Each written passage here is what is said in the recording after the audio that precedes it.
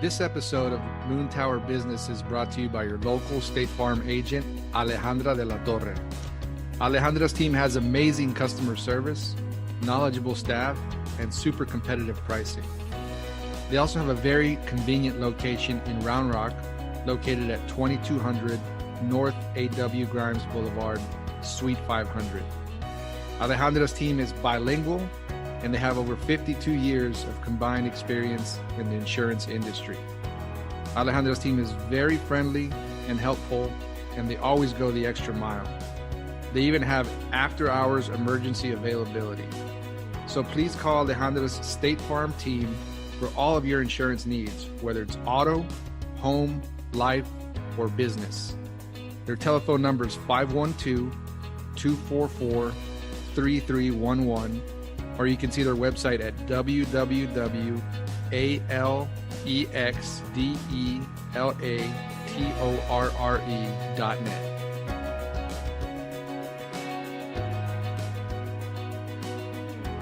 Welcome back, everybody, to another edition of the Moontower Business Podcast. This is your host, Joseph Obel, and today I'm speaking with Kevin Hancock, who is the author of 48 Whispers from Pine Ridge and the Northern Plains. Kevin, welcome to the podcast. Joseph, hello. Thank you for having me. Yes, sir. Thank you for being here. I'd love to get into the book in just a second that I've read. I really enjoyed. But maybe you could just start off by introducing yourself to listeners and just talk a little bit about the stuff you've worked on in your career.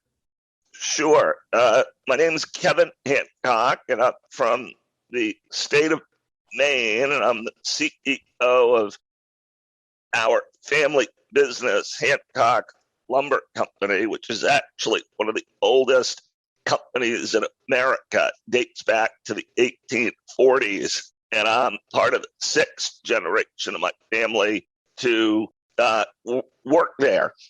Anyway, two kind of key events that got me to the book that you referenced. In 2012, at the peak of the housing and mortgage market collapse, I acquired a bit of a rare neurological voice disorder that made speaking at the time particularly difficult. And I'm sure you can hear it's a bit unique just by listening to me today. And then a couple years later, kind of looking to regather my voice on a spiritual level, I began traveling out to the Northern Plains, and particularly Pine Ridge Indian Reservation, where I, among other things, encountered this entire community that felt as if a piece of their voice had been marginalized or taken from them. All of that really got me onto the topic of using leadership to help others find their true voice, to know it, to live it, to love it, and own it. So that's a long story made short, Joseph. Awesome. Excellent. Before we get into the book, again, I just maybe we could just chat a little bit about your position there at Hancock Lumber, your CEO. Can you just maybe talk a little bit about your experience being an executive for a lumber company? Sure. Yeah.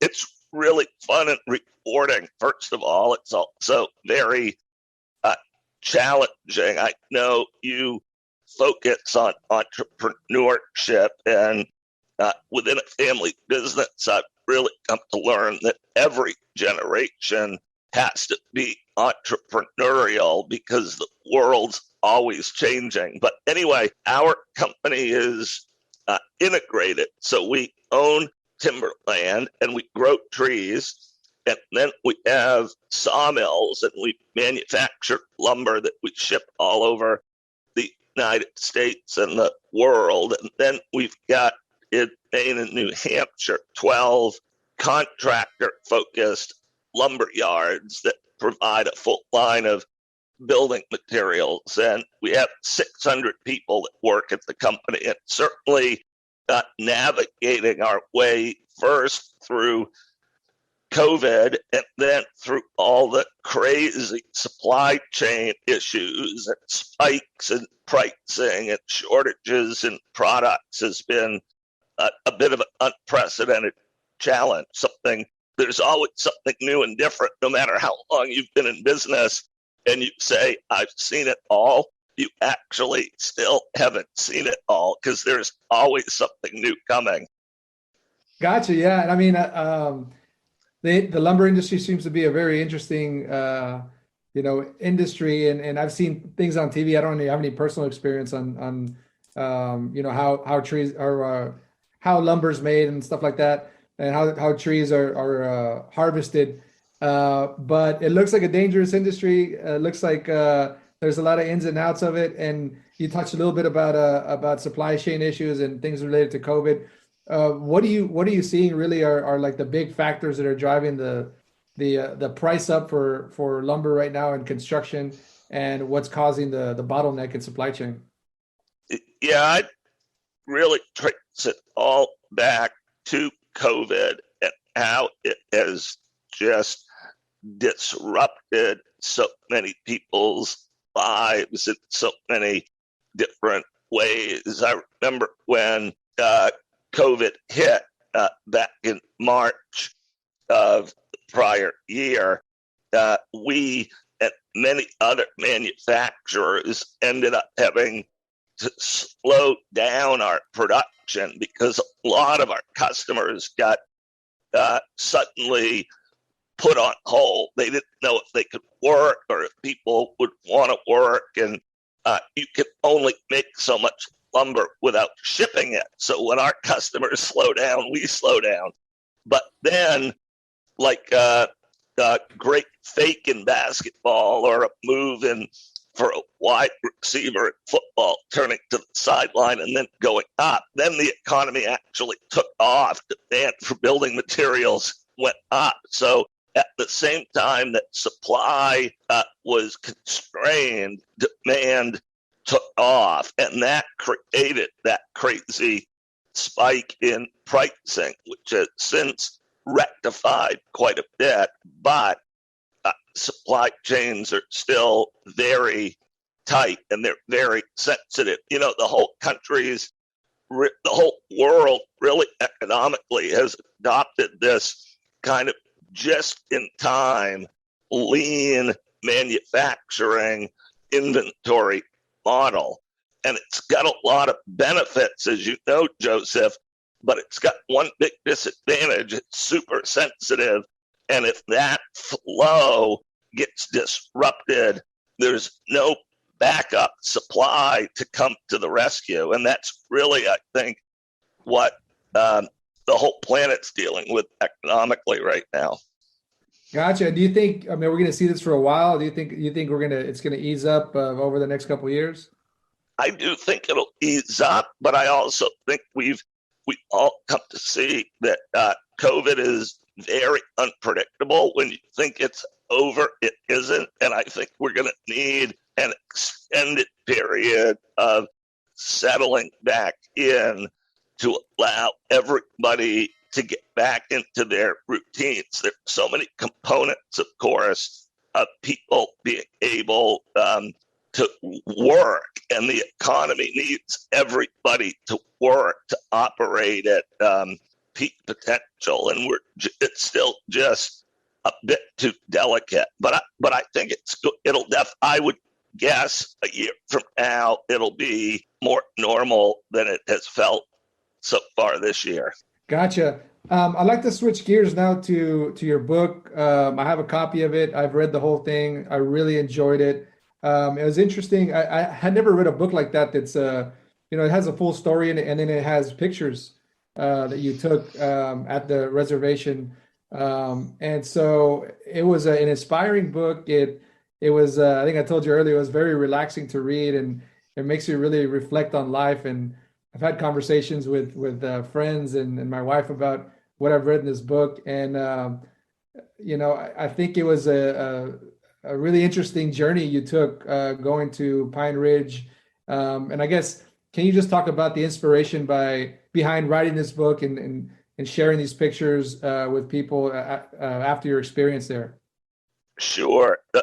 There are a lot of layers to it, as I'm sure you felt when you went through the book. But essentially, I was trying to recover at the time from a wound to my voice, which was a bit trauma based, and I was searching to regain my balance. And as an active CEO, I felt a little awkward at first, Joseph, leaving my company, leaving my job, and heading out alone to this remote Indian reservation, and then really the surrounding plains, wilderness beyond it. But what I drew from that was the power of really reconnecting with self in a bigger, better 24/7 go, go, go world. Our roles can be all consuming. And I had lost track a bit of my own identity separate from my roles, and going to this community where nobody knew me, which had a really deep indigenous spirituality, and where the power of plains, if you've ever been there, are just so dramatic, that all of that really helped recenter me. And it was beautiful to me, but also really thought-provoking, and all these kind of this collection of ideas that I ended up writing about, really about self-actualization, coming into our own voice, the future of humanity, reconnecting with nature. All of that came through me while I was there, and then I tried to redeposit as much of it as I could in this book, 48 Whispers, so that it could be shared. Gotcha. And I think what resonated with me is just, you talking about, a lot of people have a very busy life in their careers, and things are just moving so fast, and you're always focused on what's coming up next. What do I got to do tomorrow? What do I got to do next week? It's hard to kind of stop and focus on what's going on right now and living in the present. When I've been able to take little getaways here and there, and spend time in nature, and when you just see things slow down and you're living in the present, you're actually seeing what's your surroundings, and being happy with the present moment it's so big, it's so different, you know what I mean? And I thought that really stood out to me in your book. Yeah, thank you, and I'm glad that it spoke to you that way. And for me, in part, coming from a CEO corporate background, the whole experience a little bit has been about putting work back in its place, where, yeah, it's important, and we're enthusiastic about it, and we're competitive, and we want to do well, but it shouldn't be all consuming. It just shouldn't. Work should be a generative, additive component of a broader, meaningful life. And I hadn't seen a lot of CEOs advocating for that. Having experienced a bit of it myself, I really wanted everybody within our company to have the same types of opportunities in terms of work-life balance, and then to start to spread that message. Because here's what happened to me in a nutshell. The more I took time to serve myself, like spending time on the northern plains, the better I actually got at my work. So taking that time to get away from me was not detracting from my roles. It was strengthening my ability to contribute to my roles. And one of the key messages I really tried to send in the book is that done correctly, being selfish is selfless. Because when we listen to that inner voice and do those things that make us light up, that's when we give the most back to the world around us as well. I think that makes a lot of sense. I mean, being able to do that and just kind of detaching yourself from the hustle and bustle of everyday life is the equivalent of just, like pressing restart, refreshing your batteries, and just coming in with a clear mind back to when you go to work. And I can see how that makes you more productive, more prosperous. Yeah, and one of the big things I think is missing from our lives today, as simple as it sounds, is the time to stop, breathe, sit still, and think.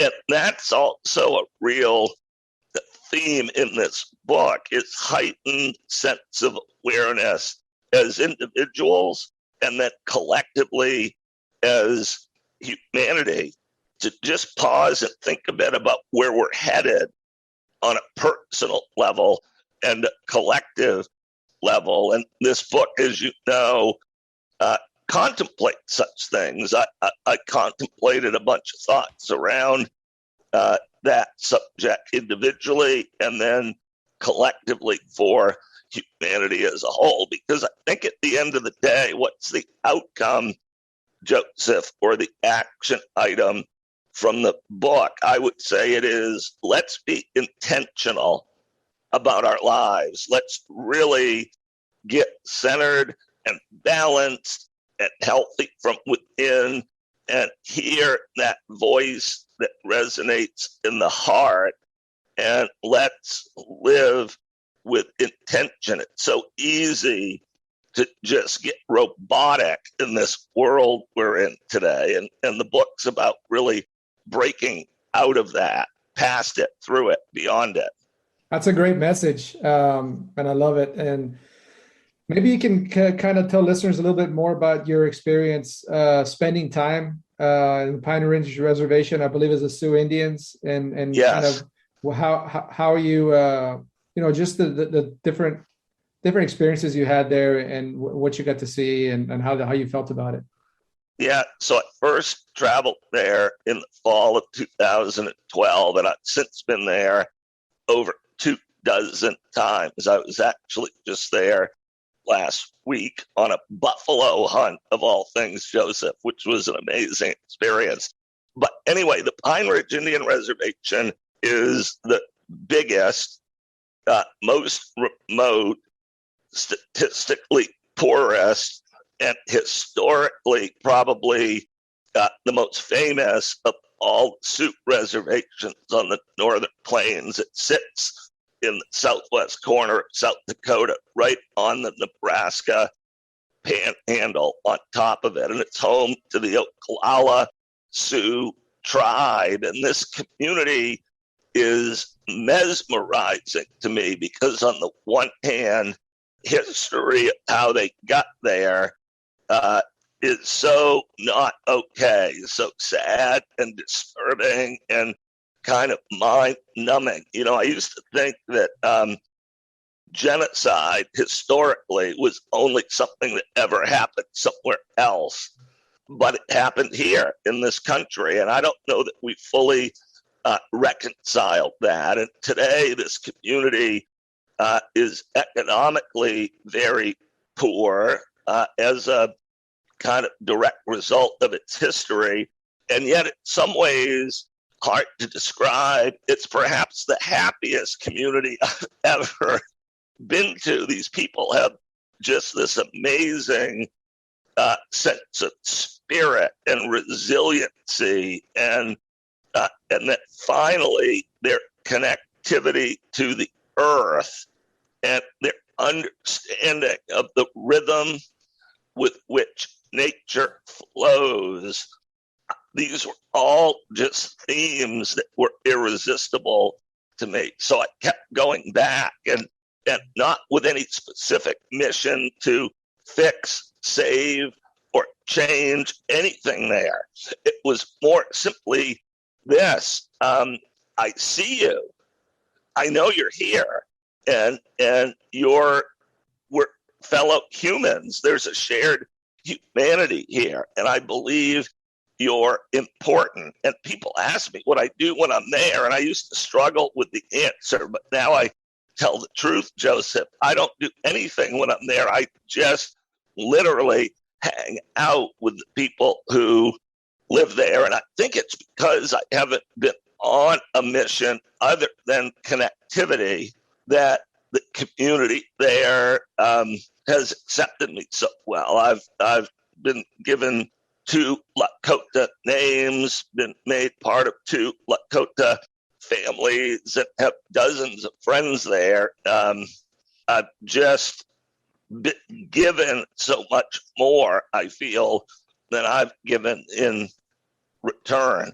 But sorry, not to drag this on. I think that what's really been cool about that for them is they're used to people going there to give things to them. And for them to realize that they've got so much to give to the world around them, which is totally true, but just helping them realize it and affirm it, that's been very rewarding for me.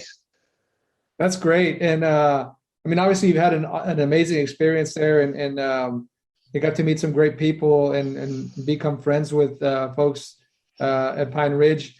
How was it when you first got there? I guess the first time you showed up, was it a challenge to kind of to meet people and to connect, or was it just very inviting from the beginning? Yeah, no, I was nervous the first time I went. You know, I felt out of place and I felt a bit awkward, and but what essentially happened is I had made a first friend who agreed to host me, and she and I became friends, came to know and trust each other, and then she kept introducing me to more people, and that just kept snowballing. All it really took to break down those perceived barriers was the gift of time, and I think, interestingly enough, the lack of an agenda. I had no expectation of what I needed to get out of it other than being present.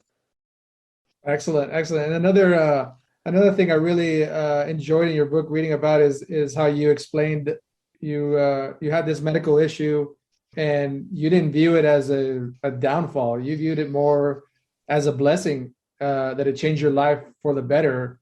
And sometimes it's hard for people that are faced with something like that to look at it that way, but you looked at it a completely different lens, and you feel like it made your life better. Can you talk a little bit about that? Yeah, yes, and it's a big part of why I'm so thankful for Pine Ridge and the people there. It was where I healed. My voice a decade ago, we could not have done this interview.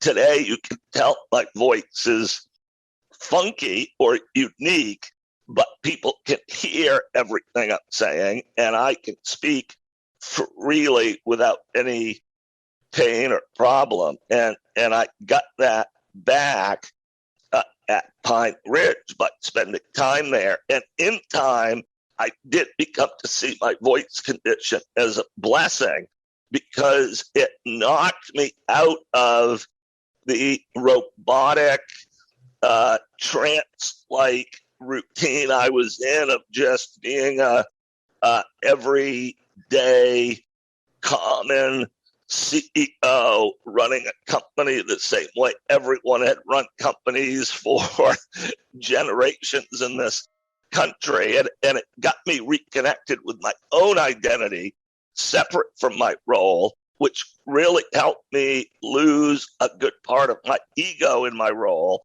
and then allowed me to see my role differently, which was really this: back at work with our 600-person employee team, I could use the partial loss of my own voice to disperse power, share leadership, and give everyone else a bigger voice. And that gave me a brand new mission around work and leadership that really inspired me. And having been on that path for a decade now, has really transformed our company in terms of the experience that people who work there have, most importantly, and then secondarily, the way the company performs. So as I gave up control, if you will, the company itself and the people that work there took off. And all of that really was a gift in hindsight that came from the restrictions in my speaking voice. That's a great outlook in life. And I think this book is amazing. I think a lot of people enjoy it. What would you say is your target audience for this book? So it's so tricky. It's such a non-traditional book. Like you said, you probably hadn't seen one quite like it, with part of its photojournalism, really trying to reconnect with nature and really trying to tell the Pine Ridge story with pictures. Then the other part are these meditations. And honestly, I feel the book is meant for humans. My editor and publisher, they always try to put things in a box. But when they say, no, who's the book for, Kevin? I'd say, well, it's for humans. And that's honestly how I feel. And I have a sense you might feel the same way. That's really the spirit within which the book was written. I agree. I mean, obviously it resonated with me, but I think that, people from all different types of walks of life would connect and find good messages from your book. So the book has great pictures. I really enjoyed looking at the pictures. Is it something you picked up before? Are you into photography, or is it just something you just did for the book, or how did that work out? Yeah, it was my times on the plains were so magical and mesmerizing to me that I had a camera and had a notebook, and I couldn't stop taking pictures and couldn't stop writing. I was just so enamored with where I was. Now, and this drives my mom a little bit crazy. My mom's kind of the great photographer in the family. She's got a giant, expensive camera and all the stuff she has to lug around.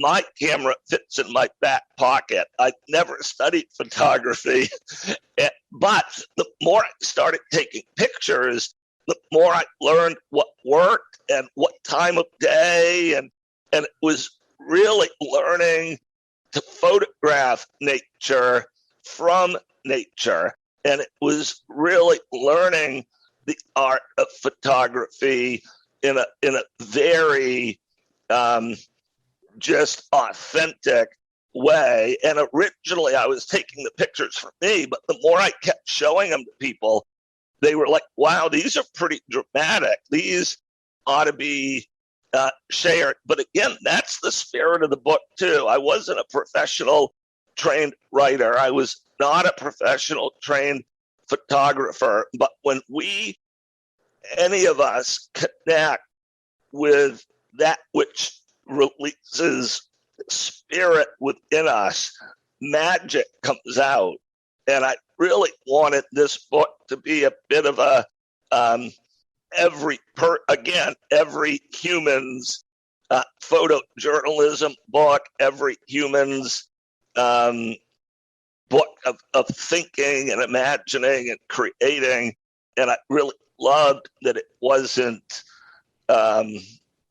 fitting a traditional model or stereotype of what a book should look like. I didn't want that. I wanted it to be something different. Love it. You've also written other books. You've written a couple other books. Can you just touch on those a little bit? Yes, I've done 3, and they were all connected to this 10-year journey of my voice disorder, Pine Ridge, Northern Plains, and then rethinking leadership back home at work. So my first book, which came out in 2015, is titled Not for Sale, Finding Center in the Land of Crazy Horse. And that book chronicled my first 6 trips to Pine Ridge. The second book I put out is titled The Seventh Power, One CEO's Journey into the Business of Shared Leadership. And that book really picks up on some things we've talked about today, but then focuses on flipping the script on the traditional leadership model of power to the center and building a new model, which is power to the individual.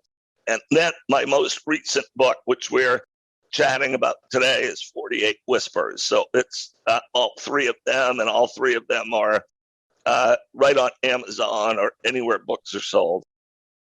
Excellent. One thing I liked about one suggestion you had in your book is that folks read through it one time to get the whole understanding, and then put it somewhere cozy in your house where you can go to relax when somewhere like a sofa or something, and then read through it slowly and listen to the different messages and let them resonate with you. And I've read it through once, and I plan to go and do what you suggested because it was relaxing, like I said, reading through it once, but I think letting it kind of simmer and reading it slowly is the way to go as well.